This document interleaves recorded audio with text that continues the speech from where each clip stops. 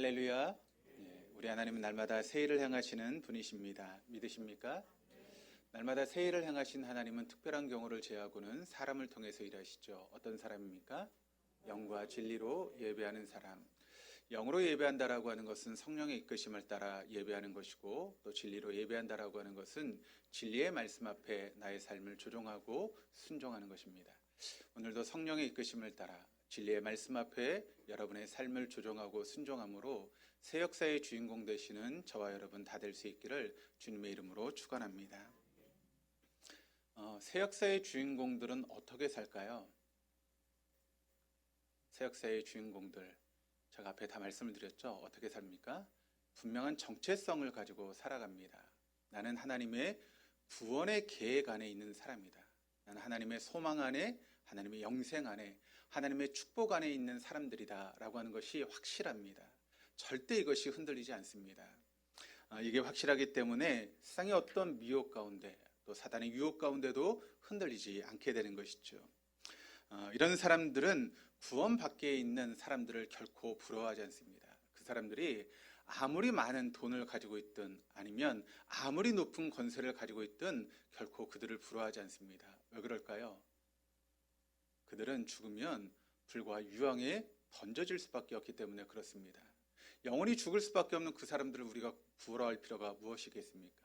우리는 하나님의 구원의 계획 안에 있기 때문에 비록 우리의 삶이 이 땅을 살아갈 때 조금 불편하고 조금 어려울 수 있지만, 그러나 우리가 죽으면 하나님의 영원한 천국에 들어갈 것이기 때문에 우리는 결코 그런 사람들을 부러워하지 않는 것입니다. 그리고 그런 사람들은 항상 안으로는 부활신앙, 밖으로는 끈끈한 가족 공동체, 이 두 가지가 철저하게 무장되어 있습니다. 부활신앙이라고 하는 것이 여러분 무엇입니까?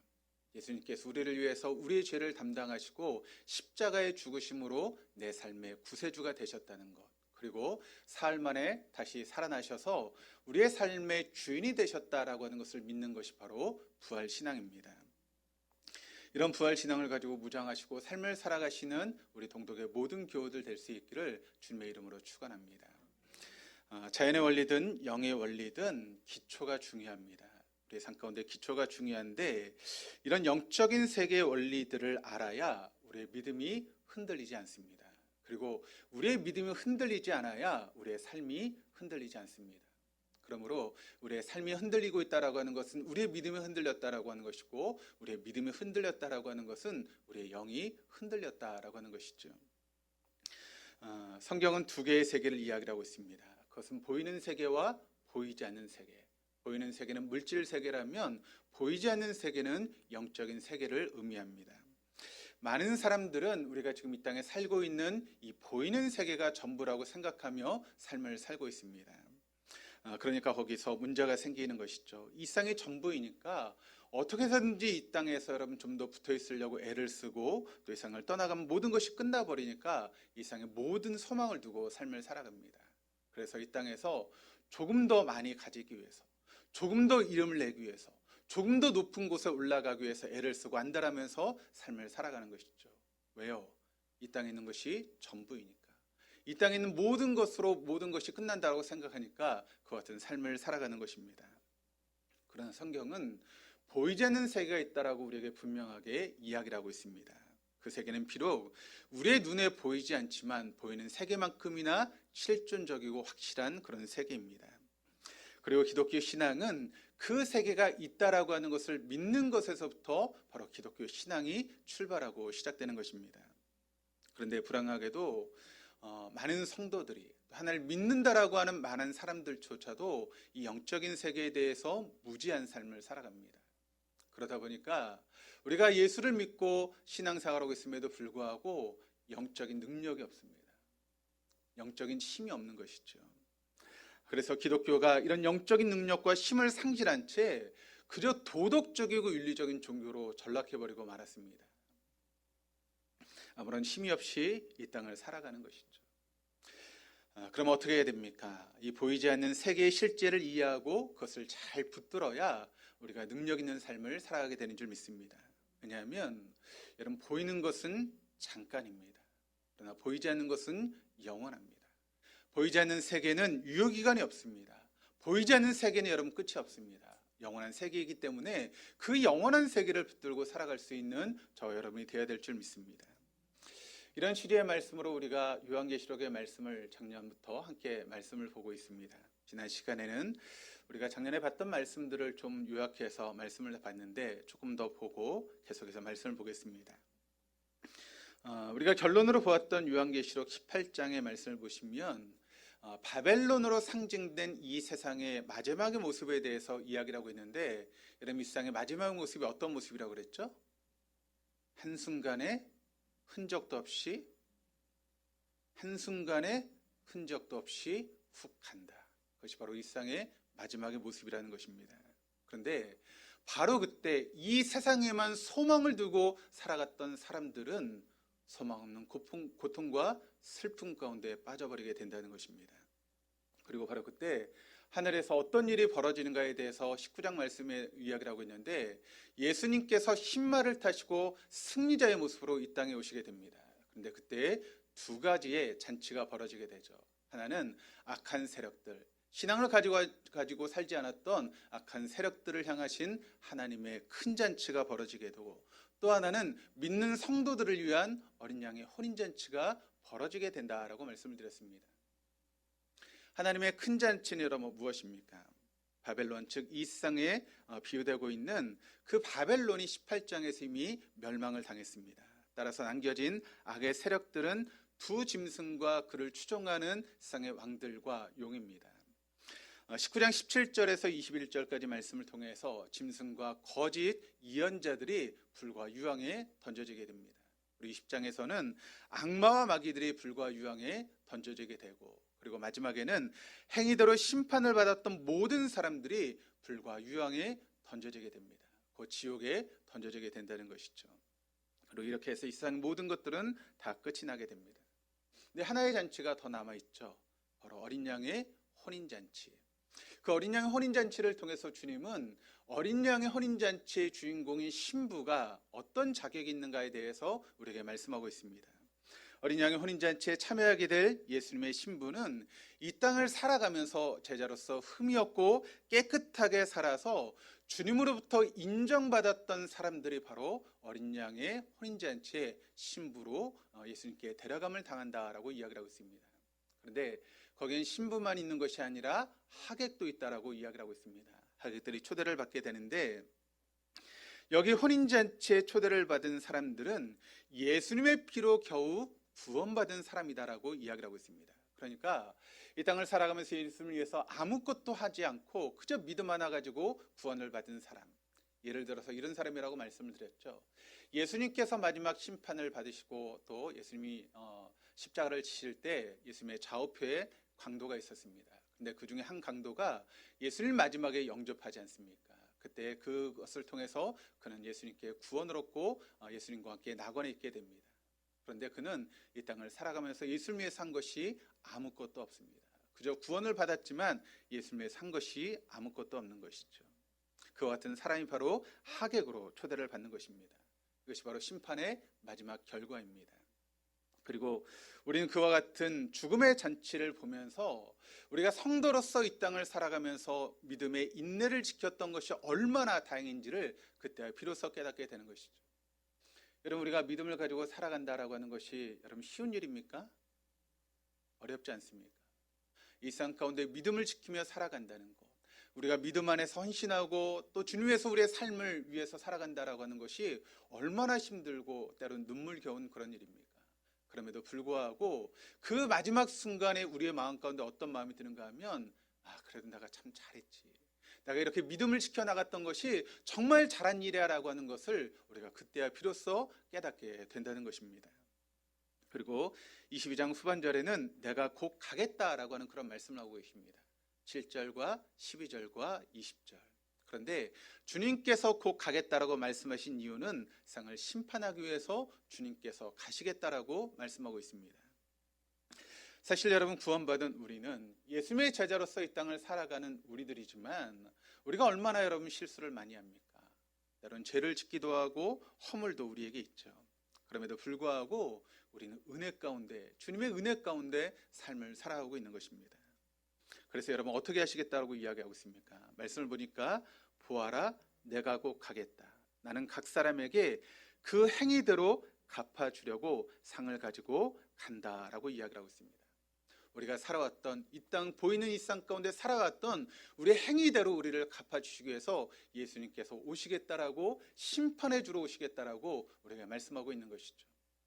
그러므로 지금 이 땅을 살아가는 우리의 모습이 정말 지향적인 그런 삶을 살아갈 수 있어야 된다는 것입니다. 예수님이 곧 오시는 종말의 때가 점점 우리에게 가까우기 때문에 우리는 정말 지향적인 삶을 살아가야 한다는 것입니다. 뿐만 아니라 이 땅에서 예수 그리스도의 정결한 신부로서 여러분 긴장의 끈을 놓치지 않고 우리를 단장하며 우리가 삶을 살아갈 수 있어야 한다는 것입니다. 이런 전 이해를 가지고 오늘부터 6장에서 18장까지의 말씀을 우리가 함께 보도록 할 텐데, 사실 6장에서 18장까지의 말씀을 여러분 읽어보시면 아시겠지만 그 내용이 굉장히 어두운 말씀입니다. 또 가장 두려운 그런 말씀들이 6장에서 18장까지 말씀을 통해서 이야기되고 있습니다. 그런데 제가 여러분에게 이제 말씀을 이제 풀어주시면서 이야기하게 될 텐데, 제가 하는 설명을 잘 들으면 여러분의 마음이 좀 풀릴 것입니다. 사실 이 내용은 사도 요한이 처음으로 한 이야기가 아닙니다. 사실은 마태복음 24장 말씀을 통해서 예수님께서 십자가를 지시기 전에 하셨던 말씀이 바로 요한계시록 6장에서 18장까지 말씀을 통해서 또 나오고 있는 것이죠. 그런데 그 내용이 마태복음에만 나오는 것이 아니라 마가복음과 누가복음에도 나오고 있습니다. 그런데 이 마태복음 24장에 좀 더 자세하게 이야기하고 있습니다. 그래서 우리가 마태복음 24장을 이제 뭐라고 부르는가 하면 종말장이라고 부릅니다. 고린도전서 13장은 무슨 장이죠?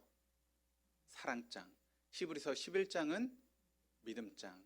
레위기 23장은 절기장이라고 부릅니다. 그런 의미에서 마태복음 24장은 우리가 종말장이라고 그렇게 부르고 있습니다. 그런데 앞으로 보게 될 요한계시록 6장에서 18장까지 기록된 내용과 순서가 예수님께서 말씀하셨던 마태복음 24장의 말씀의 순서와 내용과 일치하게 됩니다. 그런데 이 마태복음의 주님의 말씀을 요한계시록의 말씀이 좀 더 자세하게, 좀 더 구체적으로, 좀 더 분량을 많이 가지고 풀어놓은 것이 요한계시록 6장에서 18장까지의 말씀입니다. 그러나 이미 예수님은 마태복음 24장에서 이 종말에 대한 그런 이야기를 이미 말씀을 하고 있다는 것이죠. 그러면 그 예수님의 말씀의 핵심 무엇인가? 5가지를 우리가 볼 수 있게 됩니다. 이제 마태복음 24장을 통해서 보게 되는데, 첫 번째는 무엇인가 하면 자연계, 생태계의 변화가 일어나게 된다라고 이야기를 하고 있습니다.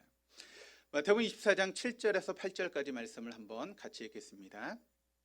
민족이 민족을, 나라가 나라를 대적하여 일어나겠고 곳곳에 기근과 지진이 있으리니 이 모든 것은 재난의 시작이니라. 29절입니다. 같이 읽겠습니다. 그날 환란 후에 즉시 해가 어두워지며 달이 빛을 내지 아니하며 별들이 하늘에서 떨어지며 하늘의 권능들이 흔들리리라. 자, 무슨 이야기를 하고 있습니까? 자연계의 어떤 변화가 일어나기 시작하면 그때가 예수님의 재림의 시간이 가까워지는 시간이다라고 하는 것을 말씀하고 있습니다. 네, 여러분, 지금 지구상에서 일어난 일들을 보시기를 바랍니다. 이 자연이 지금 얼마나 많이 변하고 있습니까? 곳곳에서 지금 지진이 일어나고 있고, 얼마 전에 튀르키예와 시리아에서 지진이 일어나서 얼마나 어려운 가운데 있습니까? 그것을 지금 이야기를 하고 있죠. 두 번째 예언의 말씀은 복음 전파입니다. 14절 말씀을 같이 읽겠습니다. 이 천국 복음이 모든 민족에게 증언되기 위하여 온 세상에 전파되리니 그제야 끝이 오리라. 복음의 전파에 대한 이야기를 하고 있는데, 복음이 온 세상에 전파되면 그때야 예수님의 재림의 시간이 올 것이다 라고 이야기를 합니다. 어디까지 전파되어야 되는지 자세하게 알 수 없지만, 그런데 지금도 여러분 수없이 많은 선교사님들이 여러분 땅끝까지 복음을 들고 들어가서 지금 복음을 증거하고 있지 않습니까? 그러니까 재림의 시간이 점점 다가오고 있다는 것이죠. 세 번째 예수님의 예언의 말씀은 예루살렘 성전의 여러분 재건과 멸망입니다. 15절 말씀을 보겠습니다. 그러므로 너희가 선지자 다니엘이 말한 바 멸망에 가증한 것이 거룩한 곳에 선 것을 보거든 읽는 자는 깨달을진저. 그러니까 성전 예언에 대한 그런 말씀인데, 그 성전이 무너지고 거기에 가증한 것이 서게 되는 것을 보게 될 때 예수님의 재림이 오게 될 것이다 라고 이야기를 하고 있습니다. 네 번째는 적 그리스도의 출현인데 11절 말씀을 읽겠습니다. 거짓 선지자가 많이 일어나 많은 사람을 미혹하겠으며 23절 24절입니다. 그때 사람이 너에게 말하되 보라 그리스도가 여기 있다 혹은 저기 있다 하여도 믿지 말라. 거짓 그리스도들과 거짓 선지자들이 일어나 큰 표적과 기사를 보여 할 수만 있으면 택하신 자들을 미혹하리라. 그러니까 마지막 때가 되면 적 그리스도가 많이 나타나게 될 것이고 또한 거짓 예언자들이 많이 일어나게 될 것이다라고 하는 분명한 경고를 하고 있는데, 여러분 우리 주변에 얼마나 거짓 예언자들이 많습니까? 얼마나 적 그리스도들이 나타나고 있습니까? 마지막 다섯 번째는 마지막 전쟁입니다. 28절입니다. 죽음이 있는 곳에는 독수리들이 모일 것이니라. 그러니까 예수님의 재림이 임박하게 되었을 때 많은 사람들이 죽는 일들이 일어나게 될 것이다. 이것은 이제 전쟁에 대한 그런 이야기라고 있는데, 지금도 여러분 전쟁이 일어나고 있지 않습니까? 러시아와 우크라이나의 전쟁뿐만 아니라 중국과 대만의 전쟁도 지금 시시각각 다가오고 있다라고 하는 그런 이야기를 하고 있습니다. 그러니까 이런 다섯 가지 징조가 우리에게 보이게 될 때 예수님의 재림이 가까웠다라고 하는 것을 우리가 알아야 된다는 것이죠. 이미 마태복음 24장 말씀을 통해서 예수님께서 다 말씀하셨습니다. 그리고 앞으로 보게 될 요한계시록 6장에서 18장까지의 말씀을 통해서 이제 그 부분을 이야기를 하고 있는데 내용과 순서가 일치하고 있습니다. 그러니까 단지 이제 요한계시록의 말씀을 통해서 마태복음 24장의 말씀을 좀 더 구체적으로 풀어서 이제 하나씩 이해하고 있을 뿐이지, 마태복음 24장에 예수님께서 하셨던 말씀이 그대로 동일하게 증거되고 있는 것이죠. 그렇다면 요한계시록의 말씀으로 넘어가서 그 부분을 보겠습니다. 첫 번째, 자연계의 생태계의 변화입니다. 근데 이것은 이례적인 사건이 아니라는 것입니다. 자연계가 점점 파괴되고 점점 나빠지게 될 것이다라고 하는 것을 이야기를 하고 있습니다.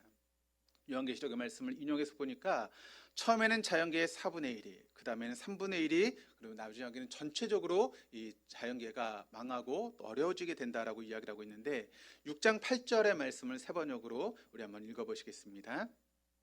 그리고 내가 보니 청황색 말 한 마리가 있는데 그 위에 탄 사람의 이름은 사망이고 지옥이 그를 뒤따르고 있었습니다. 그들은 칼과 기근과 죽음과 들짐승으로서 4분의 1에 이르는 땅의 주민들을 멸하는 권세를 받아 가지고 있었습니다. 그러니까 여기는 4분의 1에 이르는 땅의 주민들이라고 표현을 하고 있습니다. 8장 7절 8절을 보겠습니다. 첫째 천사가 나팔을 부니 우박과 불이 피에 섞여서 땅에 떨어졌습니다. 그래서 땅의 3분의 1이 타버리고 나무의 3분의 1이 타버리고 푸른 풀이 다 타버렸습니다. 둘째 천사가 나팔을 부니 불타는 큰 산과 같은 것이 바다에 던져졌습니다. 그래서 바다의 3분의 1이 피가 되고, 그러니까 이제는 3분의 1이 타버리고 피가 되었다라고 이야기를 하고 있습니다. 사실 이 말씀을 우리가 문자 그대로 받아들일 필요는 없습니다. 그런데 이 말씀이 의미하고 있는 바는 무엇인가 하면, 이렇게 자연계가 점점 파괴되고 결국에는 이 땅 가운데 재앙이 일어나게 될 것이다라고 하는 것을 이야기를 하고 있는 것이죠. 그러니까 자연계와 생태계가 점진적으로 파괴되면서 역사의 마지막 순간이 우리에게 다가오게 된다라고 하는 것을 이야기를 하고 있습니다. 지금 자연이 여러분 얼마나 파괴되고 있습니까? 우리가 살고 있는 일상의 모습들이 얼마나 여러분 어려운 가운데 있는지 우리가 눈으로 목격하지 않았습니까? 두 번째는 복음 전파입니다. 예수님이 다시 오기 전에 모든 족속에게 복음이 전파될 것이라고 하는 것을 이야기를 하고 있는데, 계시록 7장 4절 말씀을 읽겠습니다. 내가 들은 바로는 도장이 찍힌 사람의 수가 14만 4천 명이었습니다. 이와 같이 이마에 도장을 받은 사람들은 이스라엘 자손의 각 지파에서 나온 사람들이었습니다. 자, 여기 유명한 말이 나오고 있죠. 어떤 말이 나오고 있죠? 14만 4천. 많이 들어보셨죠? 어디서 이야기하고 있는 이야기입니까? 신천지에서 이야기를 하고 있죠. 네, 여러분, 이 요한계시록의 말씀은 여러분에게 말씀을 드렸지만 이것은 이제 어떤 상징 또 코드를 의미하는 그런 말씀입니다. 그러니까 이것을 문자 그대로 받아들이면 좀 위험한 그런 부분들이 있죠. 그래서 이단들이 여러분 이것을 문자 그대로 해석해서 뭐라고 이야기를 합니까? 이 14만 4천 안에 들어와야 우리가 구원을 얻는다라고 그렇게 이야기를 하지 않습니까? 신천지 통계를 보니까 이미 14만 4천이 넘었어요. 차고 넘친 거죠. 그럼에도 불구하고 그들은 아직까지도 이렇게 선교하고 포교를 하고 있지 않습니까? 그러니까 그런 모습으로 우리를 미혹하고 있다는 것이죠. 여기 14만 4천이라고 하는 것이 그런 의미로 쓰인 말이 아닙니다. 여기 14만 4천이라고 하는 것은 구원받은 사람들 중에 마지막 때 하나님 앞에 귀하게 쓰임받는 사람들에 대한 그런 이야기를 지금 하고 있는 것입니다. 복음을 들고 마지막 때 강렬하게 쓰임받는 사람들, 그 14만 4천을 통해서 어떤 일이 벌어지고 있는가? 바로 많은 사람들이 구원을 얻게 된다라고 하는 그런 이야기입니다. 9절 말씀이 그것을 이야기하고 있는데 같이 한번 읽겠습니다. 그 뒤에 내가 보니 아무도 그 수를 셀 수 없을 만큼 큰 무리가 있었습니다. 그들은 모든 민족과 종족과 백성과 언어에서 나온 사람들인데 흰 두루마기를 입고 종려나무 가지를 손에 들고 보좌 앞과 어린 양 앞에 서 있었습니다. 자, 누가 마지막 때 주님 앞에 서요? 셀 수 없이 수많은 사람들이 주님 앞에 서게 된다라고 이야기를 하고 있습니다. 그러니까 14만 4천이 여러분 주님 앞에 서는 것이 아니에요. 수없이 많은 무리들이 그 앞에 서게 되는데 이 14만 4천이 주님 앞에 헌신한 사람들을 통해서 많은 사람들이 주님께 돌아오게 된다라고 이야기를 하고 있습니다. 요한계시록 서론을 저희가 이제 함께 말씀을 나누면서 이 14만 4천이라고 하는 것이 어떤 의미를 가지고 있는가 말씀을 드렸습니다. 12 곱하기 12 곱하기 1000. 그러니까 10이라고 하는 것은 어떤 교회를 상징하는 것이고 또 1000이라고 하는 것은 어떤 군대, 백성들을 의미합니다. 그래서 12 곱하기 12 곱하기 1000에서 14만 4천은 무엇인가 하면 마지막 때의 교회, 그리고 하나님의 백성들, 또 하나님의 완전한 군대를 의미합니다. 그러니까 이들이 하나님 앞에 마지막 때에 전쟁하는 교회의 모습으로 나타나서 철저하게 영적인 전쟁을 치러가면서 마침내 많은 사람들을, 많은 무리들을 주님께 인도해서 그들을 구원받게 하는 사람들이 바로 하나님의 교회, 또 하나님의 완전한 군사들이라고 하는 그런 이야기를 하고 있습니다. 그런데 엉뚱하게 14만 4천 안에 들어와야 우리가 구원을 받는다라고 하는 그런 엉뚱한 이야기가 나오고 있습니다. 왜 이런 이야기가 나오는지 도저히 알 수가 없습니다. 거기에 또 넘어가는 사람들은 뭡니까? 그러니까 우리가 말씀을 잘 모르니까 그와 같은 일이 벌어지고 있는 것이죠. 그런데 이 부분은 제가 나중에 요한계시록 7장 말씀을 하면서 아주 자세하게 여러분과 다시 한번 나눌 것입니다. 세 번째로 예루살렘 성전의 재건과 멸망입니다. 11장에 보면 성전의 이야기가 나오고 있습니다. 요한계시록은 언제 쓰여졌는가 하면 주 95년에 사도 요한을 통해서 쓰여진 것으로 알려지고 있습니다. 그런데 그 예루살렘 성전, 예수님 당시의 예루살렘 성전이 여러분 언제 무너지죠? 주 70년에 무너지게 됩니다. 그러니까 지금 사도 요한이 이 말씀을 쓰고 있을 때는 이미 성전은 무너지고 난 뒤였습니다. 그래서 이제 이 성경을 문자 그대로 해석하는 사람들은 다시 성전이 재건되게 될 것이고 다시 무너지게 될 것이다라고 그렇게 이야기를 합니다. 흔히 성경학자들은 이 성전이 재건되고 파괴되는 것이 단회적인 사건으로 일어나는 것이 아니라 몇 번 반복에 걸쳐서 일어나는 사건이라고 이야기를 합니다. 우리가 잘 알고 있는 것처럼 이미 이제 솔로몬을 통해서 지어졌던 성전은 주전 168년에 안티오코스 에피파네스에 의해서 먼저 한번 무너지게 됩니다. 그리고 예수님 당시에 헤롯 대왕을 통해서 다시 성전이 세워지게 되죠. 그런데 주 70년에 로마의 장군이었던 티투스 타이터스 장군에 의해서 주 70년에 다시 무너지게 되죠. 그래서 성경을 문자적으로 해석하는 사람들은 역사의 말기에 그 성전이 다시 세워지게 될 것이고 다시 그 성전이 무너지게 될 것이다라고 그렇게 이야기를 합니다. 그리고 그때가 바로 예수님의 재림의 시간이 다가오는 시간이다라고 하는 것을 이야기를 합니다. 이 부분도 요한계시록 11장 말씀을 통해서 다시 한번 자세하게 여러분과 나눌 것입니다. 네 번째는 적그리스도의 출현입니다. 이것이 적그리스도적인 어떤 세력을 의미할 수도 있고 어떤 사람을 의미할 수도 있는데 어쨌든 사도 요한은 16장 17장에서 이 존재를 짐승이라고 부르고 있는데 두 짐승이라고 이야기를 하고 있습니다. 한 짐승은 종교계에 영향을 미치게 되고 또 한 짐승은 정치계에 영향을 미치게 된다는 것이죠. 특별히 마지막 때의 적그리스도인 이 짐승이 종교 영역과 그리고 정치 영역에서 막강한 영향력을 행사하게 될 것이다 라고 이야기를 합니다. 그때 사람들은 그 짐승을 구세주처럼 따르게 될 것이고 그리고 그들은 결국 인류를 파괴와 멸망의 자리로 이끌어가게 될 것이다 라고 이야기를 하고 있습니다.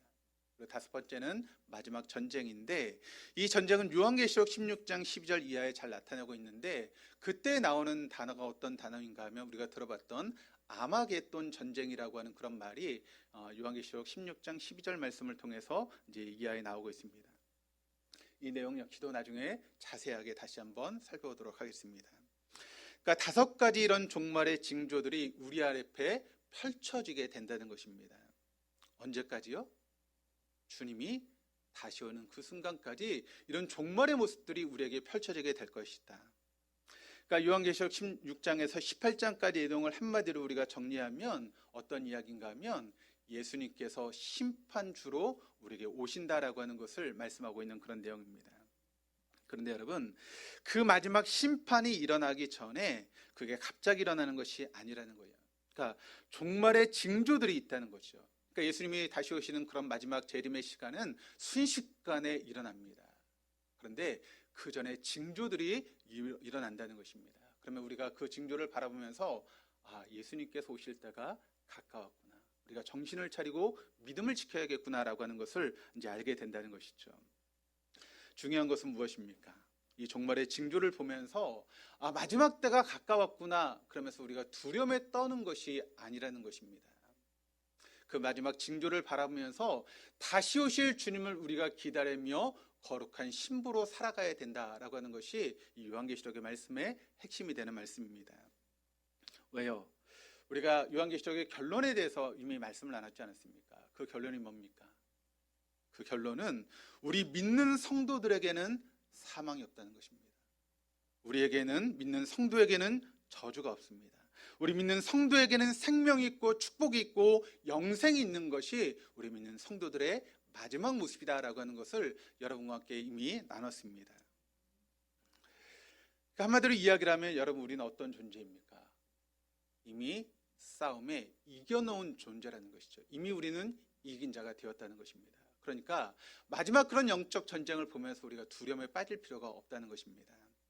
그래서 제가 요한계시록의 결론 부분인 18장에서 22장까지 결론의 부분을 먼저 여러분에게 설명드린 이유가 바로 여기 있습니다.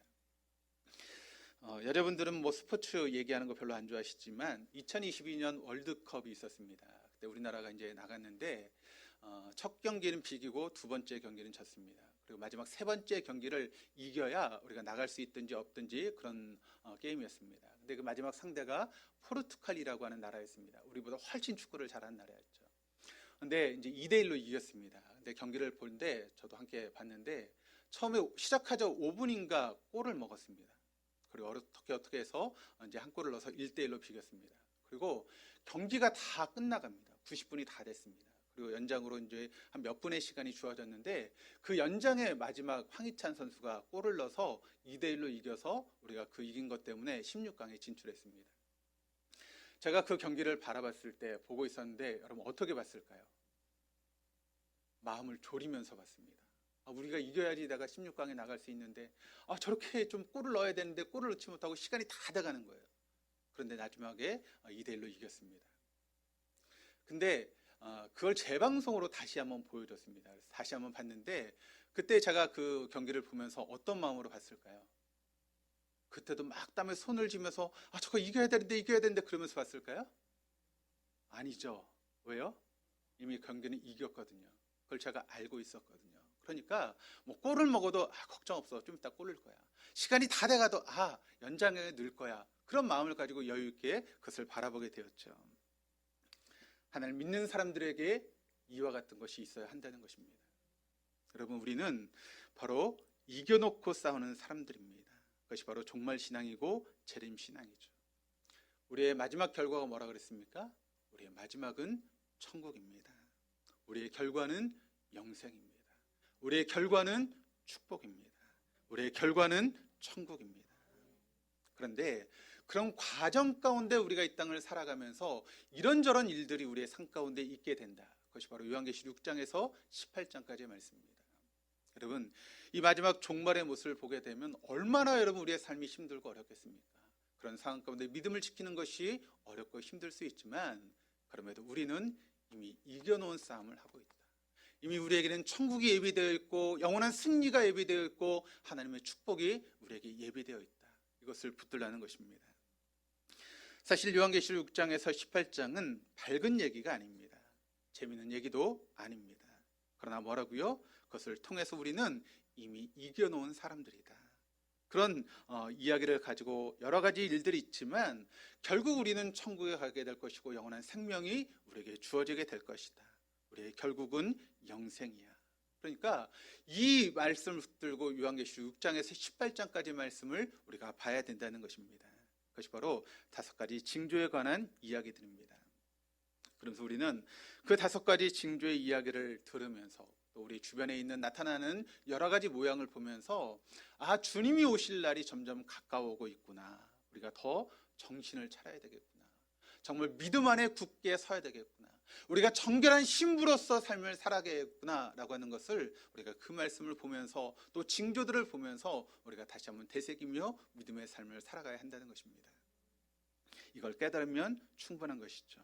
두 번째는 그럼 우리가 보았던 말씀 가운데 중요한 것은 과연 우리가 어떤 모습으로 천국을 들어갈 것인가에 대해서 우리가 생각할 수 있어야 된다는 것입니다. 여러분, 믿지 않는 사람들은 다 지옥에 떨어질 것입니다. 그것이 바로 요한계시록 20장의 말씀이죠.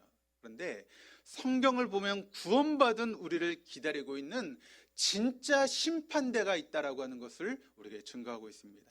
그것을 그리스도의 심판대라고 표현을 하고 있습니다. 고린도후서 5장 10절 말씀을 우리 한번 같이 한번 읽어보시겠습니다. 우리는 모두 그리스도의 심판대 앞에 나타나야 합니다.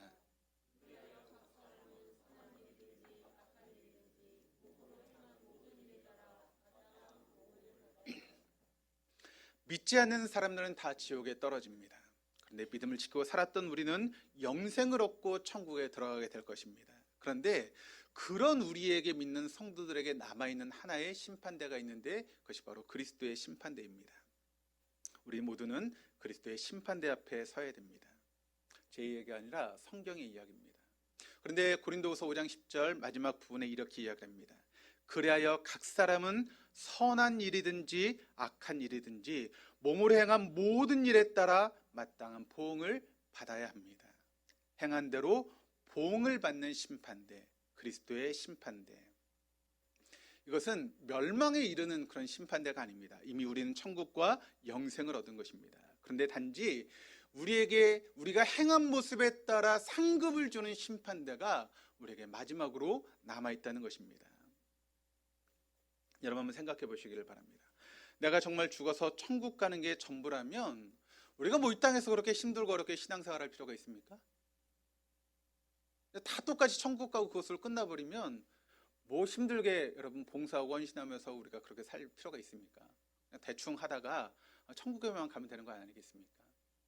그러니까 우리가 언제 죽을지 모르니까 좀 이제 보험을 들기 위해서 그냥 대충 신앙생활 하다가 마지막에 천국 가면 되는 건 아니겠습니까? 근데 성경은 그렇게 이야기를 하지 않습니다. 왜 우리가 그러지 말아야 될까요? 바로 그리스도의 심판대가 있기 때문에 우리가 그렇습니다. 천국이라고 다 같은 천국이 아닙니다. 거기 있는 사람들이라고 다 같은 게 아니라는 거예요. 거기에는 그리스도의 신부가 있고 하객이 있다는 것입니다. 이 땅을 살아가면서 믿음을 지키며 인내했던 그리스도의 신부가 있는 반면에 그저 구원만 얻은 그리스도의 하객이 있다는 것입니다. 어떻게 그 사람들이 여러분 똑같은 취급을 받겠습니까? 어떻게 그 사람들에게 똑같은 취급을 하면서 주님께 상급을 주겠습니까? 그렇지 않죠. 분명한 차이가 있어야 되는 것 아니겠습니까? 그것이 바로 그리스도의 심판대입니다. 주님은 그 마지막 때에 우리가 행한 대로 다 갚아주시겠답니다. 각 사람에게 선한 일이든지 악한 일이든지 우리가 몸으로 행한 모든 것에 따라서 보응하시겠다라고 분명하게 말씀하고 있습니다. 그리스도의 심판대 앞에서. 그래서 주님이 뭐라고 말씀하고 있습니까? 우리가 땅에서 작은 소자에게 한 것까지도 주님은 다 기억하고 계시다라고 이야기하고 있습니다. 왜 기억하십니까? 왜 기억하죠? 그것에 따라서 상급을 주기 위해서 그 모든 것들을 다 기억하는 것입니다. 그럼 여러분은 그리스도의 심판대 앞에 설 준비를 하고 계십니까? 정말 날마다 하나님 앞에 헌신하며 봉사의 삶을 살고 계십니까?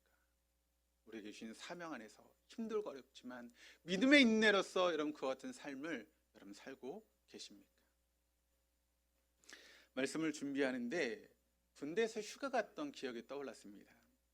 첫 번째, 제가 휴가가 거의 1년 만에 휴가를 나왔습니다. 짝대기 2개 2등병을 달고 1등병을 달고 휴가를 나왔는데 첫 휴가를 이제 나오기 위해서 준비하는 그런 과정 가운데 한 달 전부터 막 기대가 되는 거예요. 제가 어떻게 했을까요? 그때부터 다림질을 하기 시작했습니다. 그때 이제 휴가 나갈 때 입을 옷, 그리고 또 구두를 막 닦기 시작했습니다. 한 달 전부터. 여러분, 군인들이 이렇게 휴가 나오면 민간인들이 어떻게 볼까요? 그냥 군발이에요. 그가 아무리 옷을 각지게 옷을 입고 구두를 닦아서 광이 번쩍번쩍 나도 그냥 군발이에요. 아무것도 아닙니다. 그럼에도 불구하고 휴가 나오기 전은 한 달 전부터 그것을 준비했습니다. 막 흥분이 돼가지고. 어떤 휴가보다 한 달 전부터 준비했던 그 시간들이 더 저 가슴을 뛰게 만드는 그런 시간이었습니다. 그래서 한 달 전부터 휴가 나갈 준비를 하고 있었죠. 군복도 다리고 또 구두도 닦고 하면서 휴가 갈 준비를 했습니다. 말씀을 준비하면서 그런 생각이 들었습니다. 나는 과연 이 땅에서 천국 갈 준비를 얼마나 하고 있나? 군대에서 휴가를 나가기 위해서 그렇게 열심히 준비하는 그런 모습이 내게 있었는데 그만큼 나는 지금 천국 갈 준비를 하고 있나? 라고 하는 그런 생각이 들었습니다. 여러분, 성령께서 여러분에게 물으십니다. 여러분, 천국 갈 준비를 얼마나 하고 계십니까? 군복 입고 휴가 가서 휴가 나올 때 준비하는 것과 비교되지 않을 만큼 준비를 여러분 하고 계십니까? 지옥에 가면 껄껄하는 사람들만 모여있대요. 이럴 걸, 저럴 걸, 그때는 이미 소용이 없습니다. 그때 아무리 껄껄해봤자 변하는 것은 아무것도 없습니다. 지옥의 뜨거운 불에, 유황불에 거기서 영원히 살 수밖에 없는 것이죠. 전 사랑하는 우리 동도의 교우들이 마지막 때를 준비할 수 있는 그런 신앙을 가지고 살아가시기를 주님의 이름으로 축원합니다. 시퍼렇게 살아있어서 믿음대로 살아가는 그런 주님의 제자들이 되시기를 바랍니다. 다른 비결은 없습니다. 성령의 이끄심을 따라 내가 죽고 내 아래 부활하신 주님께서 우리의 주인이 되어서 살아가시면 우리가 저절로 그 모든 것들은 가능한 줄 믿습니다. 그러므로 마지막 때 이 종말의 시기를 살아가는 우리들이 정말 예수 그리스도의 종말을 바라보며 진정한 믿음의 인내를 가지고 삶을 살아갈 수 있는 저 여러분 다 될 수 있기를 주님의 이름으로 축원합니다.